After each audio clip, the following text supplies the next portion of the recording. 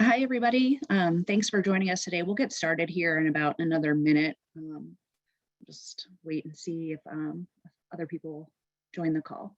Thanks.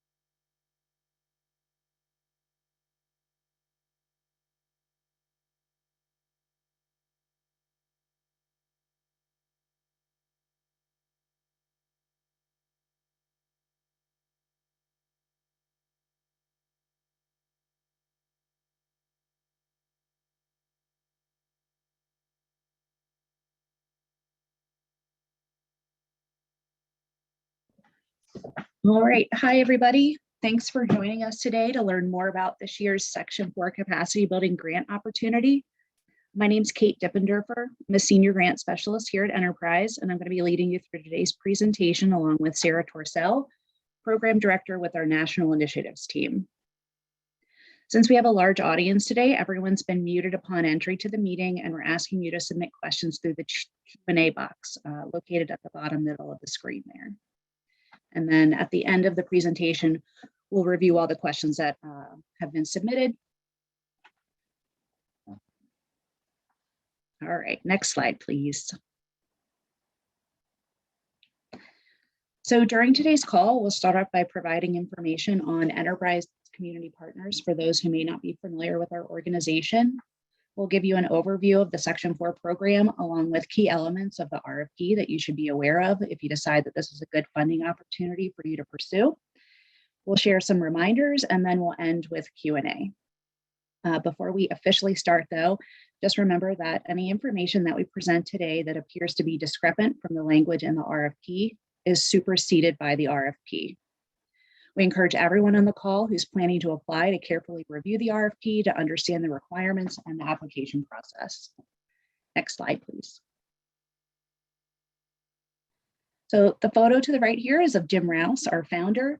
And for those new to Enterprise, we're a national nonprofit that exists to make a good home possible for the millions of families without one. Next slide. Just a few facts about Enterprise. In our 40+ year history, we've invested $44 billion and created or preserved 781,000 homes in all 50 states. Throughout our grant-making history, we've awarded over $435 million to partner organizations. And since 1983, we've invested nearly $2 billion in grants, loans, equity, and technical assistance to develop more than 39,000 affordable homes in rural communities nationwide. Next slide. All right, the Section 4 program overview. Next slide, please. So funding for this grant program is made possible through an award from the U.S. Department of Housing and Urban Development's Section 4 Capacity Building for Community Development Program, which we're going to just refer to as Section 4 going forward. The Section 4 program was created in 1993 to build the technical and administrative capacity of community development corporations, or CDCs, and community housing development organizations, so known as CHODOs, to carry out community development and affordable housing activities for the benefit of households with an AMI of 80% or below. And you'll see that under CDCs, we've listed tribes, tribally designated housing entities, tribal housing authorities, and Native community development financial institutions, as these types of organizations are also considered eligible for this funding opportunity. And we're going to be talking more about those eligibility requirements later on.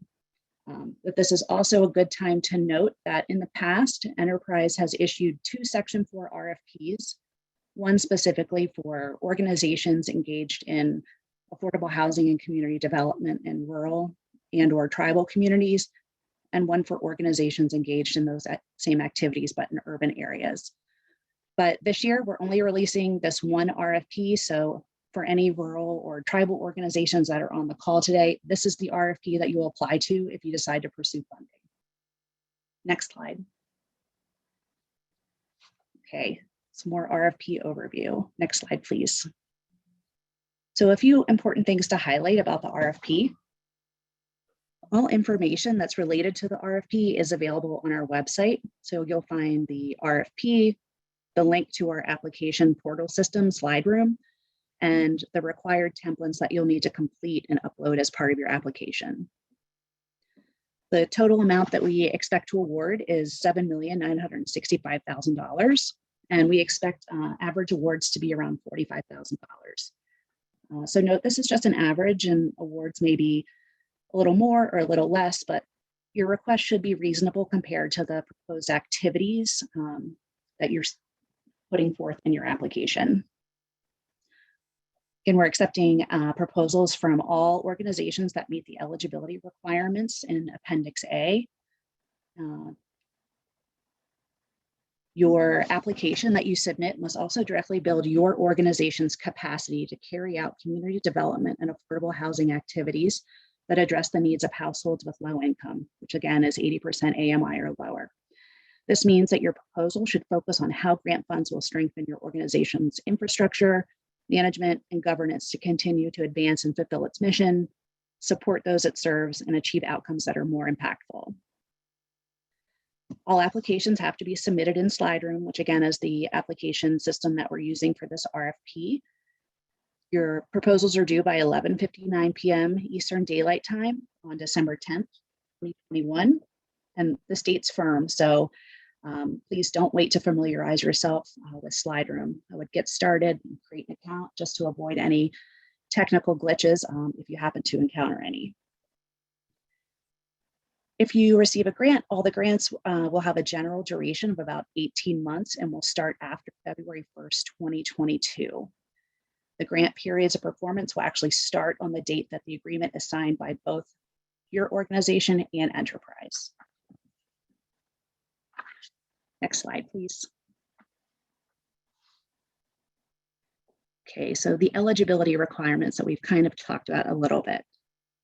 All of the eligibility requirements are in Appendix A of the RFP. And again, Section 4 capacity building grant funds are only available to eligible CDCs and CHODOs as defined by the HUD Section 4 program, which again includes tribes, TDHEs, THAs, and Native CDFIs.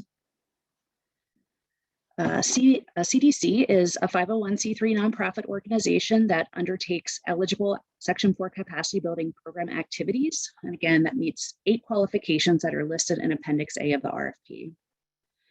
Organizations that are sufficiently similar in purpose, function, and scope to those entities qualifying under the CDC definition may also be considered eligible. And again, for the purposes of this program, we're considering tribes, TDHEs, THAs, and CDFIs as eligible.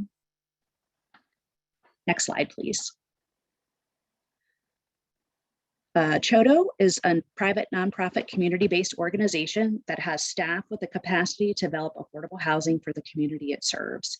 So to qualify for this designation as a CHODO, your organization must meet certain requirements pertaining to legal status, organizational structure, and capacity and experience. And note that this is not a designation set by enterprise.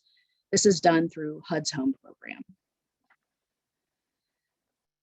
And again, Appendix A provides more information on CHODO designation and the HUD home program for those who are looking for more information. Again, your proposed activities must address the needs of households with low income as required under the Section 4 program, 80% AMI or lower. Applicants proposing to work in a rural area must also ensure that the area meets the definition of rural as applicable to the Section 4 program. On page 12 of the RFP, there's a link that will help applicants verify if the area that they're proposing to work in does meet that definition. And then if you're still not sure if your organization is eligible, feel free to send us an email at rfp@enterprisecommunity.org and we'll help you make that determination. And with that, I'm going to turn it over to Sarah. Thank you so much, Kate, and hello, everybody. So through this opportunity, Enterprise will provide organizational capacity building funding to organizations that are working to address the needs of low-income communities across 3 themes: advancing racial equity and making investments to counteract systemic inequities in BIPOC communities, increasing the housing supply, and promoting resiliency and upward mobility. So if you've previously applied for Section 4, you may notice that our program areas and how we describe them or classify them may have changed from years past, but essentially we support much of the same work, but we do annually update and modify based on CDC and CHODO needs and the needs of low-income communities. And just a reminder that under the Section 4 program, low-income community is defined as 80% AMI or lower. So we do want to see alignment with these 3 key overarching themes, and we are also asking that applicants select a program area from the 6 areas you see on the screen here that most closely align with your proposed activities, budget, and outcomes. It's completely fine that your proposal may touch more than one program area, and we know a lot of these activities described under the different categories work in parallel with each other in collaboration, but we only ask that you select one for your proposal. Alignment with these community needs and programs is a part of the criteria that your application will be evaluated on. So now I'm going to talk a little bit more about each program area and give some examples of the type of activity under each program, but please know that these are just examples and not an exhaustive list. So first up is the preservation of existing housing. I think many of you know Enterprise has long been committed to preserving affordable housing in urban and rural communities and working with partners on building their capacity to develop and manage affordable housing and also increase access to capital to support these developments. So this includes subsidized and unsubsidized affordable housing and small and medium multifamily units.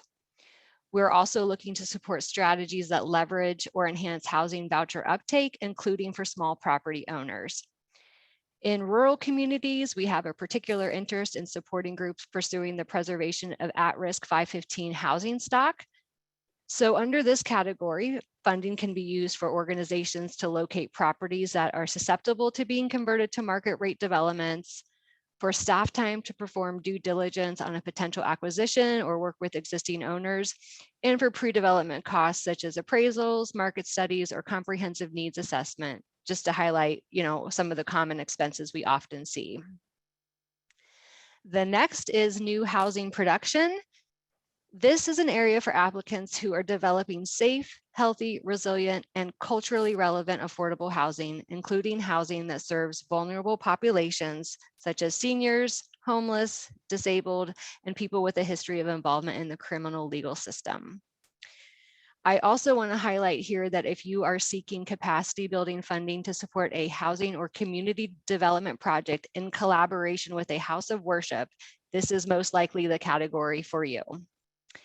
And just like preservation, funding is often used for staff capacity or pre-development cost. The next is climate and community resilience. Climate change has increased the frequency and intensity of natural disasters and continue to put an increased strain on low and moderate income communities. So here under this category, we are looking to support organizations who are working on developing more resilient, green housing and preparing to withstand and recover from natural disasters. But it's not only for organizations developing more resilient housing and building their organizational capacity, it is also for organizations who are promoting the resiliency of low-income residents to reduce and prevent health disparities often experienced by low-income residents. Kate is going to talk more about eligible expenses under Section 4 here in a little bit, but just a note that under this category, when we refer to making physical upgrades on a building to withstand future disasters, it's really for staff time and pre-development costs rather than direct construction, since typically we do not use Section 4 for those type of costs.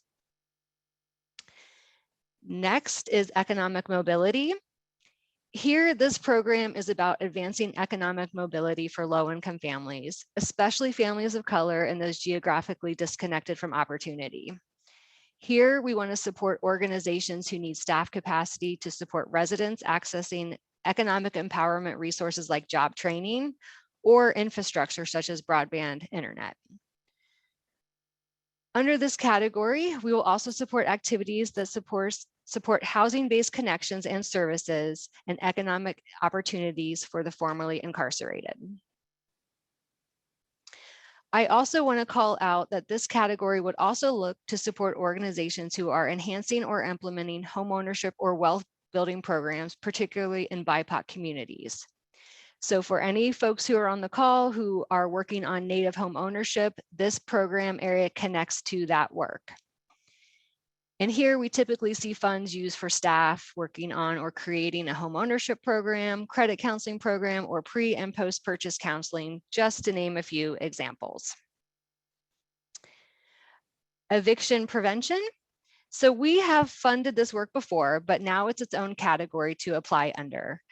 This has really been elevated as a need in communities as the pandemic has exacerbated economic security and housing instability. These economic impacts have led to difficulties in residents and commercial tenants paying rents, resulting in decreased operating dollars. So here we want to support activities that build staff and organizational capacity for eviction and resident displacement work. And finally, the last program area is organizational sustainability. This program area is specifically for organizations that are applying for activities that increase an organization's capacity to advance racial equity strategies, such as DEI training for staff and board. Other specific organizational capacity building activities, particularly in BIPOC communities like strategic planning, staffing needs, leadership development, board development, succession planning, and other internal operational activities. And just in general, activities that really are here to increase the capacity of the organization or affordable housing portfolios, financial and operational sustainability. So those are our 6 program areas that align with the overarching community needs. And with that, I'm going to turn it back over to Kate to talk more about Section 4 eligible uses and expenses.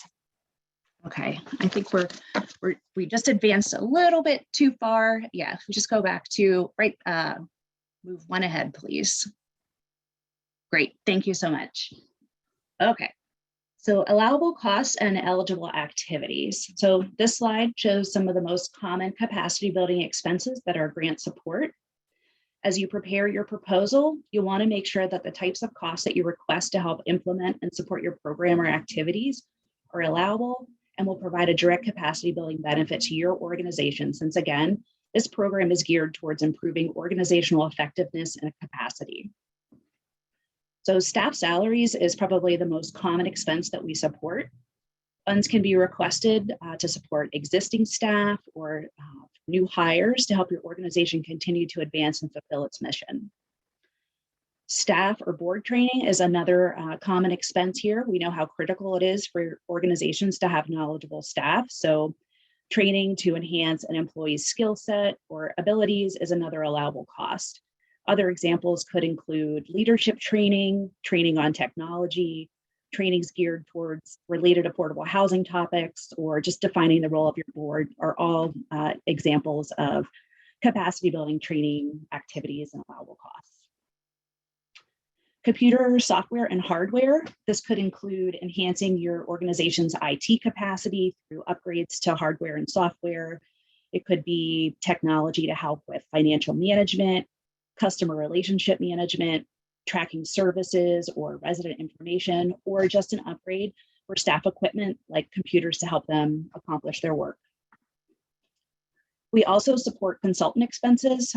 They can be retained to help with a variety of capacity building activities like strategic planning, board or staff training, racial equity and diversity training, or you could secure a consultant to help with any pre-development activities like design and architecture or engineering activities, training staff on new IT technology, and so on.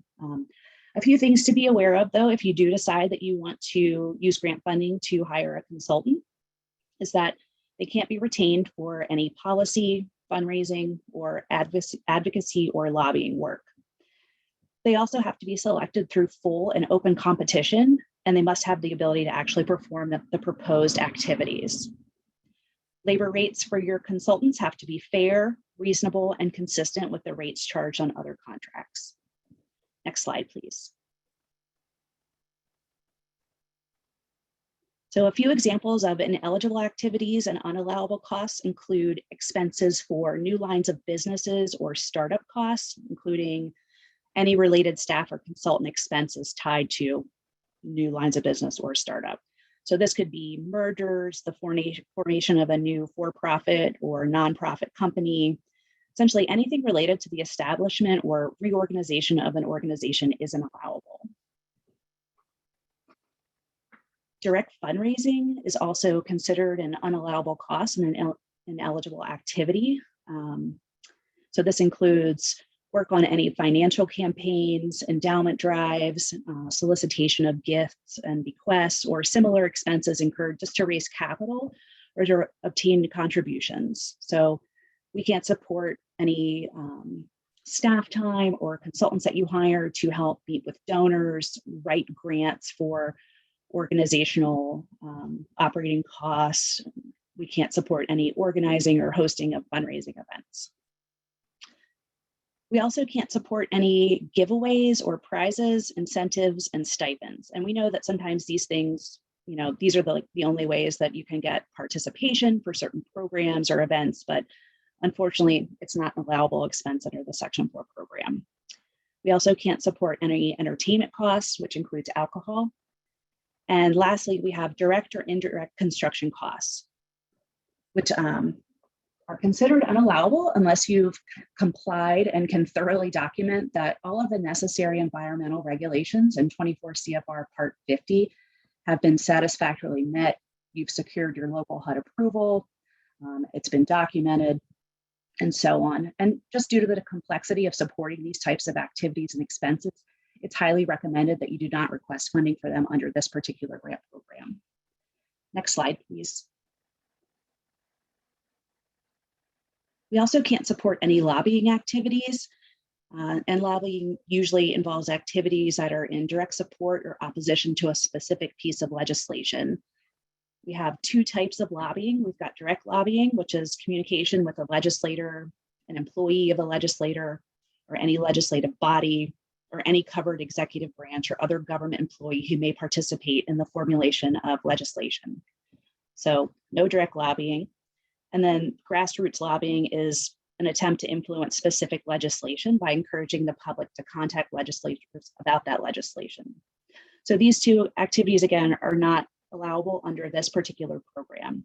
A quick clarifying note here, we don't consider lobbying to be any study or research, any examination or discussion about broad social, economic, or similar problems, or promoting or sharing the success of your program. These activities are all critical to helping finding specific solutions to persistent problems. And again, what I just explained there, that's not considered lobbying, and that would be permissible if that's something that you're interested in pursuing. Next slide, please. So there are 3 threshold requirements that applicants have to meet. First, each applicant has to be eligible to apply for this funding. Again, if you're unsure if your organization meets the eligibility requirements in Appendix A, send us an email at rfp@enterprisecommunity.org, and we'll be in touch to help you make that determination. Your proposed activities must address the needs of low-income families, again defined as 80% AMI or below. And lastly, applicants have to demonstrate that they have the staff capacity to manage the award with either full-time, part-time, or contract employees to complete the proposed activities. Relying solely on volunteers or donated staff or board members or consultants to meet the capacity building requirement isn't allowable. So your proposals need to meet all 3 of these threshold requirements. If they don't meet all 3 of them, then unfortunately they won't be scored. Next slide, please. Okay, your scoring criteria. So the maximum number of points to be awarded under the RFP is 102, which includes criteria 1 through 3, which you can see on this screen here. we'll talk about in more detail, plus 2 priority points for applicants working in areas of persistent poverty. So criteria 1 is the impact to communities served. This is worth up to 20 points across 2 areas. You can receive up to 10 points if your proposal clearly addresses the socioeconomic needs of cities, communities, families, and individuals in the areas you propose to serve. And you can receive an additional 10 points if your proposal clearly describes the impact that will be made to the community served and how your organization is going to directly or indirectly stabilize and or expand the affordable housing market or community development activities in the designated area. Criteria 2 is the impact to the applicant organization. For criteria 2, there's a possibility to receive up to 30 points. A possible 20 points can be received if your proposal clearly identifies the most critical capacity building needs of your organization. And there's a possible 10 points if your proposal clearly describes how grant funds will improve your organization's capacity to carry out their mission and identifies a strategy for maintaining improved capacity after the grant period performance ends. The final criteria is number 3, soundness of approach and readiness to proceed. And this is worth up to 50 points. And you'll be scored on how well your proposal aligns with one of the 6 program areas that Sarah discussed just a little while ago. And this is worth up to 10 points. You'll be scored on how well the proposed grant activities and the description clearly identifies a feasible approach to managing and carrying out the proposed activities. That's worth 5 points. Another 5 points for your proposed timeline for the completion of the activities in your proposal and how that aligns with the grant period of performance. You'll also be scored on your readiness to proceed.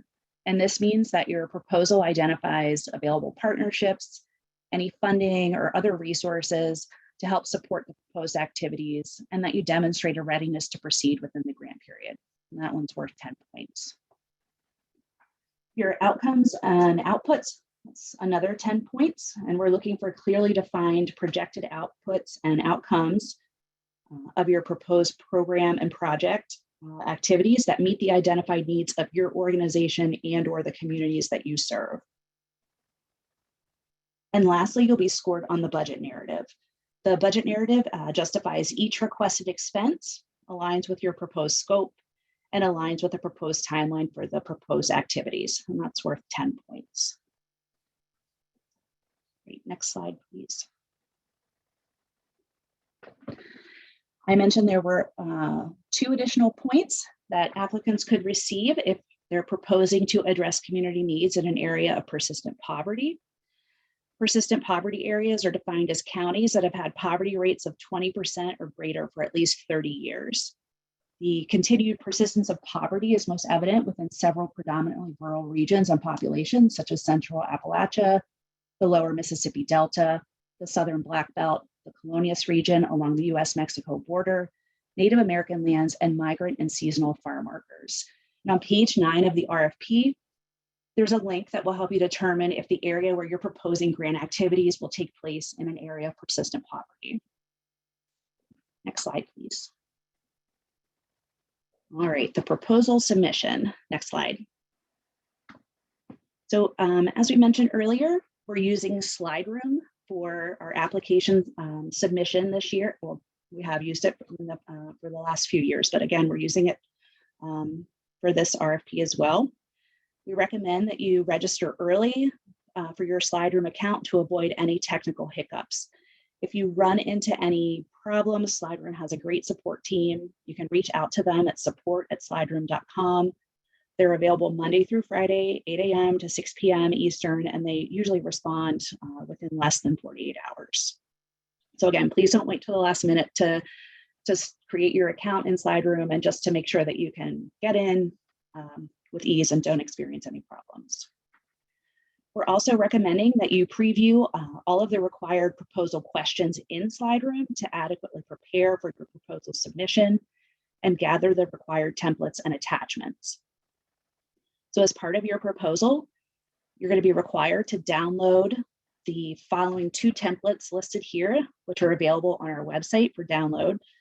The budget template, also known as Exhibit A, So this template includes two tabs. There's an instructions tab, and then another tab for you to enter in the cost that you'd like the grant to support. So what we're looking for here, if you're asking for a $40,000 grant award, your total budget, not including any matching funds that you'd like to provide. So your total budget must total $40,000. We're asking that you upload this in SlideRoom as an Excel document, and you'll want to refer to the allowable and unallowable cost slides or the pages in the RFP as you prepare your budget. The second document that you're going to download from our website is the organizational document checklist, or Exhibit B.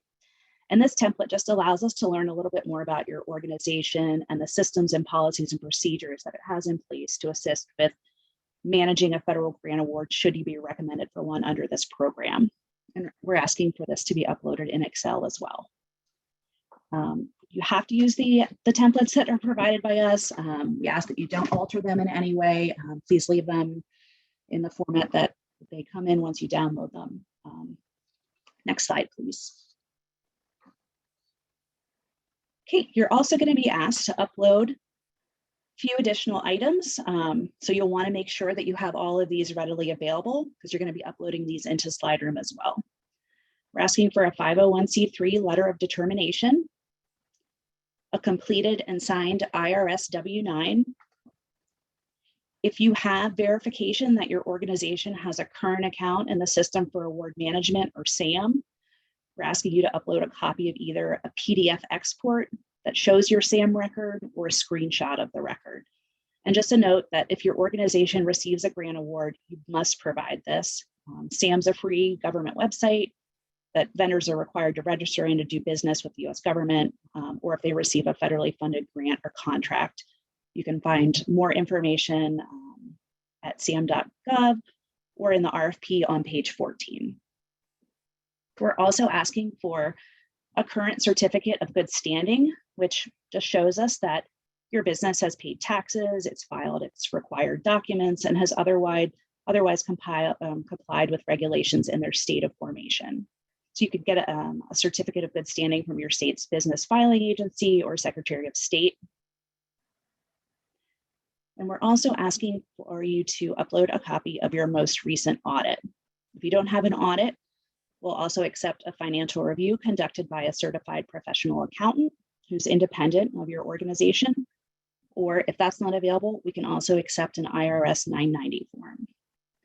And lastly, if your organization expended more than $750,000 during its fiscal year, you'll be asked to upload a single audit. So again, these are all the items that we'll be asking you to upload as part of your submission process. If you have any questions, again, the best way to reach us is through that email address, rfp@enterprisecommunity.org. Next slide, please. Okay, so again, all your proposals have to be submitted through SlideRoom by 11:59 p.m. Eastern on December 10th, 2021. SlideRoom is going to be closing at 11:59. So again, please make sure to get your proposal in well before the deadline. Late or hard copy applications won't be accepted. And in the RFP, we also note that Enterprise is going to be available to answer any questions for you up until 5 p.m. Eastern on December 10th, which I think is on a later slide, but just mentioning it here again. So after you submit your application in SlideRoom, you'll get a confirmation message with a confirmation ID number, the date that you submitted it, and then the program that you submitted it to. You'll also get a confirmation email with information pertaining to the submission, and that'll be sent to the person who's the primary contact person or the person who created the SlideRoom account. You want to keep that email for your records. And then you'll also, if you need to print out a copy, you can also do that through SlideRoom as well. Next slide. Okay, next slide. Thanks.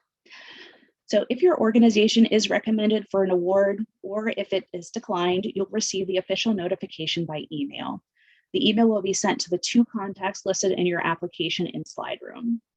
The notification is only provided as a statement of interest in developing the grant agreement. this isn't your actual grant agreement, and the notification isn't a legally binding document. The award notification will include information on the items to submit and a timeline by which all information must be returned to enterprise. If you don't provide this information to us by the deadline, the award may be rescinded. And I'll just say we're always excited to make these awards and want you to be able to start in your projects and programs quickly. So please be responsive to any requests that we make so we can get those agreements to you quickly. So some things that may be included in the award notification, be making edits to your scope of work and budget, and if any changes need to be made. We may have some additional questions about that organizational document checklist that you'll be completing as part of your proposal. And we also may be asking for some additional federal requirements. So if you don't have a system for award management account at the time that you submit your application, but you get an award notification, you'll definitely want to have that SAM registration or at least confirmation so we can move ahead quickly with issuing your grant. Next slide. Okay, a few reminders here. Next slide, thank you. Again, please carefully read the RFP just to understand eligibility requirements, our program areas, how your proposal is going to be scored, and the federal requirements that govern the Section 4 program. You can submit questions to us at rfp@enterprisecommunity.org until 5 p.m. Eastern on December 10th, 2021. Again, make sure you give yourself plenty of time to familiarize yourself with SlideRoom, especially if this is your first time using the system. If you need any technical support, like I mentioned, SlideRoom has a great support team. The deadline for proposal submission is 11:59 p.m. Eastern on December 10th, and we're only accepting applications through SlideRoom. Next slide, please. Again, award notifications are only provided as a statement of interest in developing a grant agreement. They aren't your grant agreement and they aren't legally binding documents. Receiving the award is contingent upon receiving all of those, any necessary documents that we ask you for. Like I said, again, like the scope of work, budget, any documents associated with the organizational document checklist, so on. Grant period or performance will have a general duration of about 18 months and will start after February 1st, 2022. Grant performance periods will start on the date that the agreement is executed by both parties. And one of the other big things to remember here is that all grant funds are dispersed on a cost reimbursement basis. So we're only going to reimburse grantees for mutually agreed upon expenses as described in the final scopes of work and budgets, and only after both enterprise and the grantee have signed the grant agreement. So that grant agreement needs to be fully executed before you can start incurring costs under the grant. So any costs that are incurred without having a fully executed grant in place are the responsibility of the awardee. Enterprise cannot reimburse you for those costs. And I think, next slide, please. Yep. With that, I think we're ready to enter into the Q&A portion of the webinar.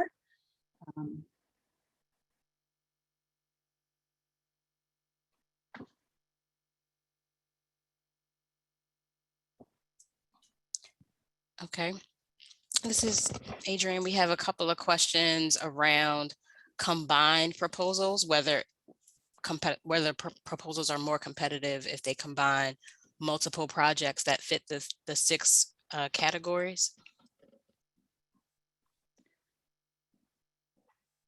So they aren't more competitive. I think you know, your proposed project or program needs to address one of the program areas. If it happens to touch more than one, that's fine, but there's no scoring advantage to having more than one program area. Yeah, and you can only select one in SlideRoom.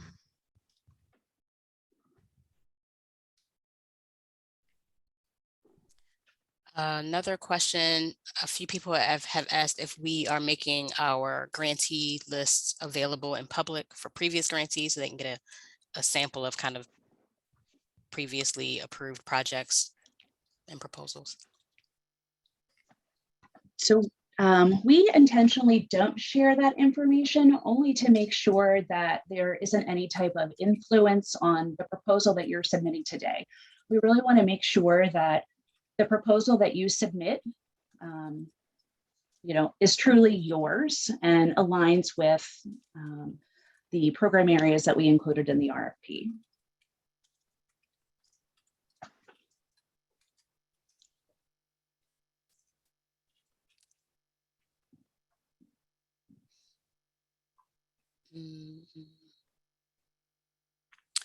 A few people have asked about partial funding.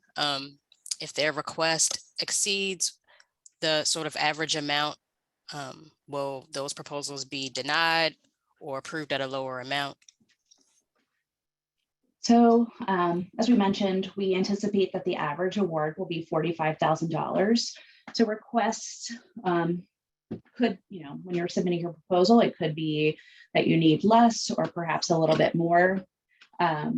There is always the chance that your proposal could be selected or recommended for an award at a lower rate. And if that's the case, then we would ask you to go back and revise your scope of work and your budget to kind of meet that recommended award amount. So there is a chance that it could be reduced. And there are quite a few questions about match. If we could just restate kind of what the match requirements are. Sure. So the Section 4 program requires enterprise to raise match from private sources for every dollar of Section 4 funds that it spends. And in turn, we're asking that our grantees demonstrate their ability to provide matching dollars at a 3-to-1 ratio to help enterprise in meeting this requirement. We're asking for you to document any privately sourced match that your organization has received for the same program or project that you're requesting support from us for. There's more information about match in the RFP, I believe is Appendix C. And just some examples of acceptable match could be individual donations that have come into your organization. It could be foundation and corporate grants. We accept developer fees, a line of credit to the extent that funds have been drawn down, loans, equity, again, or developer fees from projects that aren't directly financed by any of the Section 4 intermediaries, which includes Enterprise, LISC, and Habitat for Humanity. And then if you are able to document match, we'll be asking you to complete a match certification form and then provide supporting backup documentation for those that you list. Again, all that information's on Appendix C in the RFP. I feel like a lot of the other questions are much more specific. Yeah, I don't think we said this earlier. It can be difficult for us to answer situational questions unique to your organization. So please feel free to send us emails at rfp@enterprisecommunity.org and we'll get back to you as soon as we can.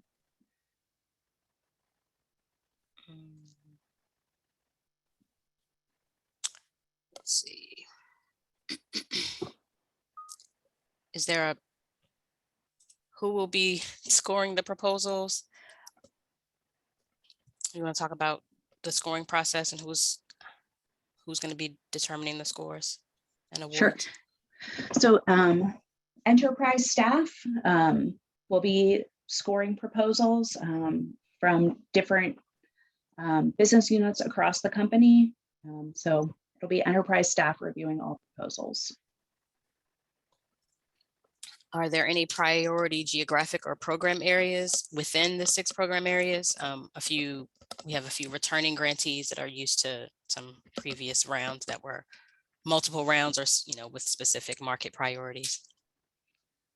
No, so the only prioritized geography that we have in the RFP is the areas of persistent poverty. And page 9 of the RFP includes more detail about this, but applicants that are proposing to work in an area of persistent poverty can get an additional 2 priority points.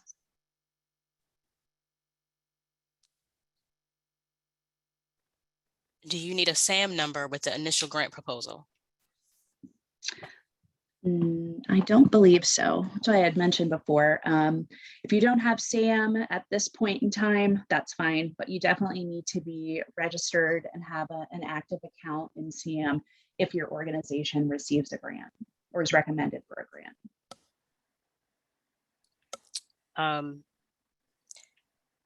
Some questions around 501c3 status. If an organization's 501c3 status is pending, are they eligible to apply?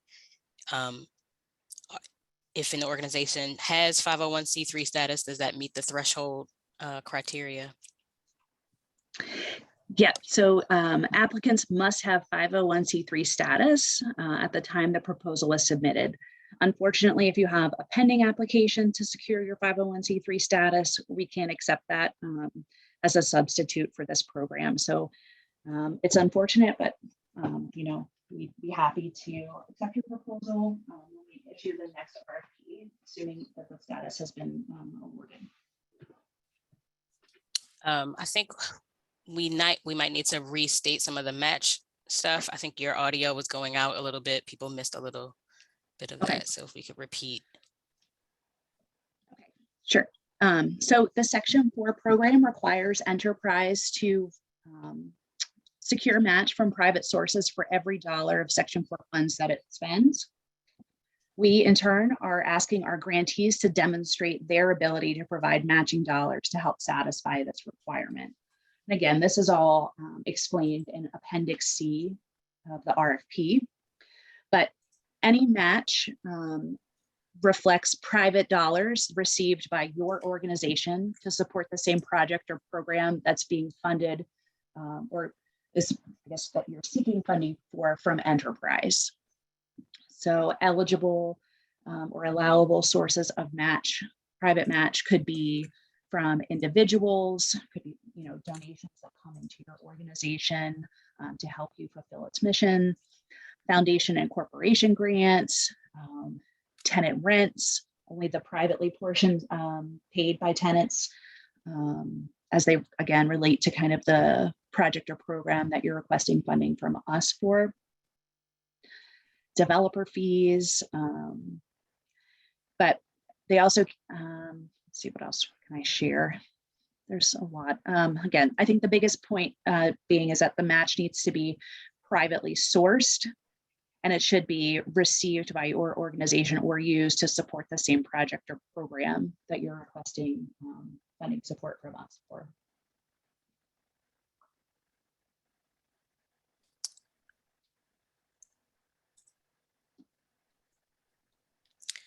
If you don't have to submit an audit, do you need to say that it's not required? What do they need to do if they do not have an audit? Is it okay to exclude, to just not include anything without an audit? So we're asking for, if you don't have an audit, we're asking for a financial review by a certified public accountant, or if that's not available, we're also accepting a 990 form.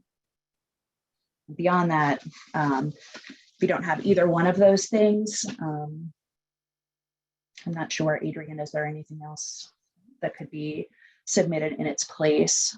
No.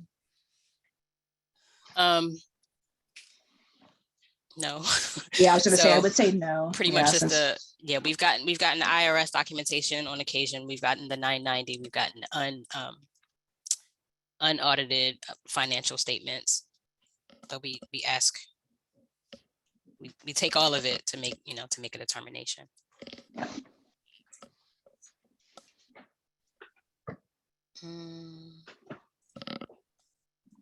How many applications do we anticipate receiving?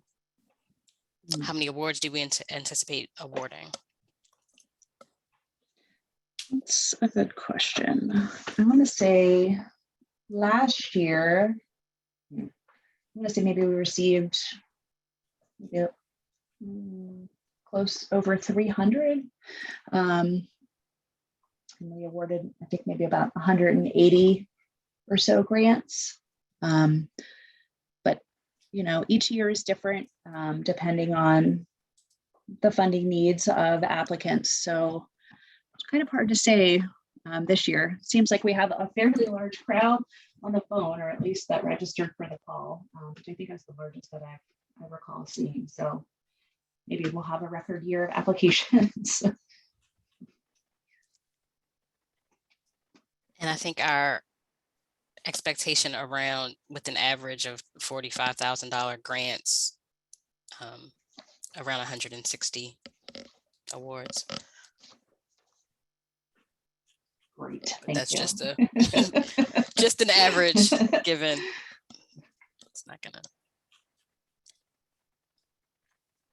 I think we should remind folks we will be sharing the slides and all the documentation after the call. Yep, and it'll also be posted on our website.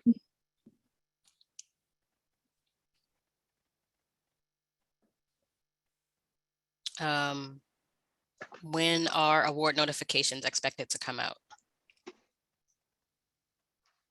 So if we're saying awards are going to be starting after February 1st, I would say in the new year, look for those award notifications and or declines to start going out. So nothing this year. Okay, here's one. Enterprise includes geographical areas as well as certain populations under the areas of persistent poverty. Would people experiencing chronic homelessness also be considered eligible as a population of persistent poverty for the priority points? So I don't know, Sarah, do you want to take that one? Yeah, so it's really based on geography. So as Kate said, there is a link in the RFP that lists out the counties that are in areas of persistent poverty. So if you are working in that county, then yes, it's an area of persistent poverty. But you do have to refer to the list to get what those are.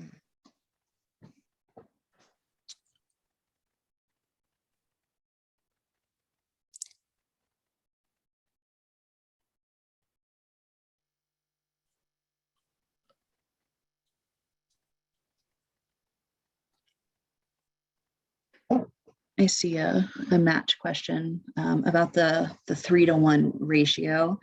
So we're asking applicants to provide a 3-to-1 match if they're able to. So if you're requesting $25,000 for a grant award, it would be great if you could provide $75,000 in private match or document $75,000 in private match.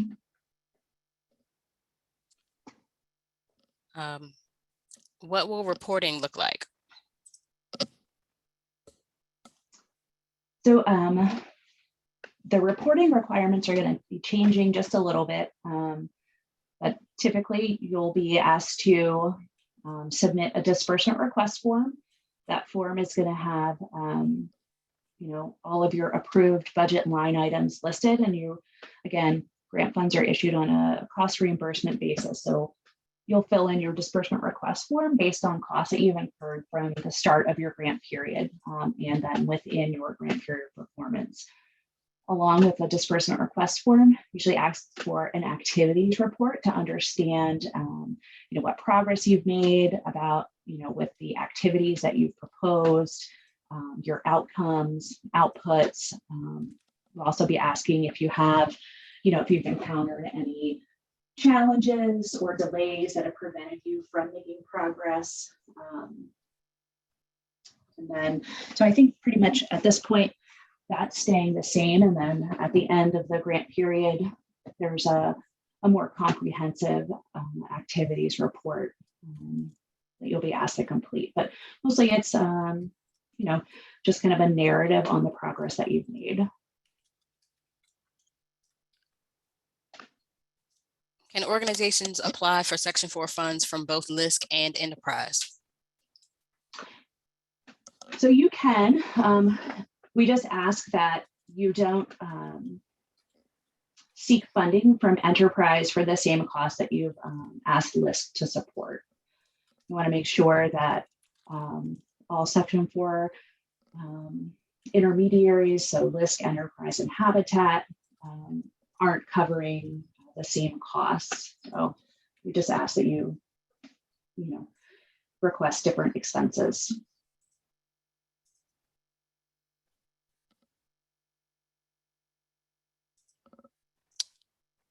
Is there any prohibition about receiving more than X dollars per year in operating support from other federal sources, such as home funds?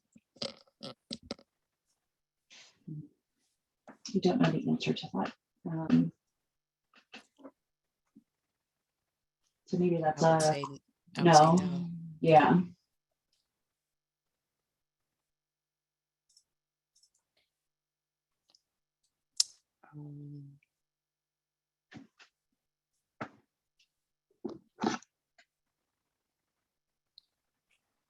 Are in-kind funds allowed as matching funds? So unfortunately, Enterprise doesn't consider in-kind as an allowable match source. So no. What is the SAM's number? Sam, let's see. Do you want to take that one, Adrian? Who, me? Yeah, yes.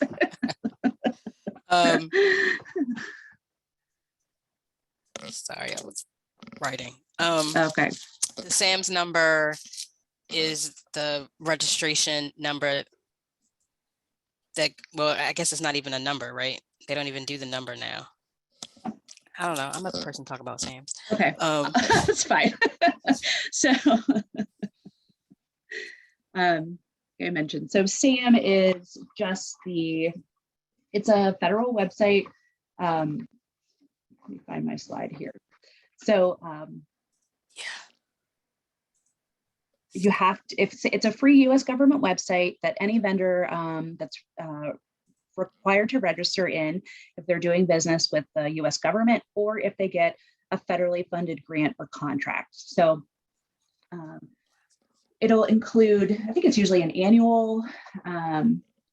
Yes. Yeah, an annual kind of like renewal. You're going to enter in your basic information, but it needs to stay current throughout the grant period of performance if your organization gets an award from us. So it's just a government website that, again, if you receive a federal funded grant or contract, or if you happen to do business with the government in some other capacity, you just need to register your organization's information there.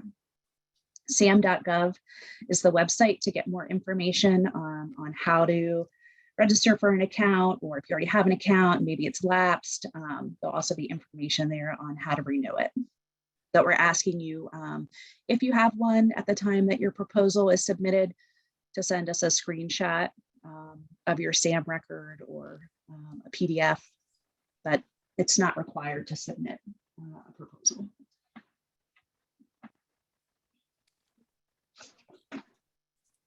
I feel like a lot of the other questions are pretty specific, so we'll kind of respond to those on a case by case.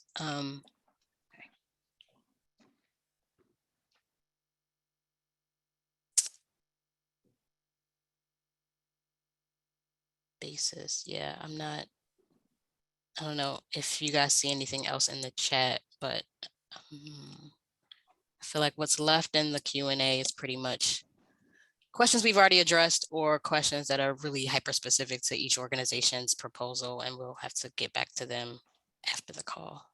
Okay. Yep. So again, that email address is rfp@enterprisecommunity.org.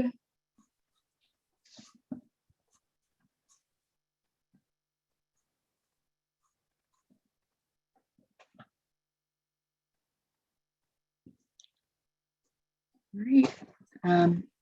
Well, if that's it, we mentioned that everybody who registered for the call will be getting a recording of today's presentation along with a copy of the slides. You can also get that information from our website on the blog post that also includes all of the other RFP related information like the RFP, the link to access Slide Room and create your account there.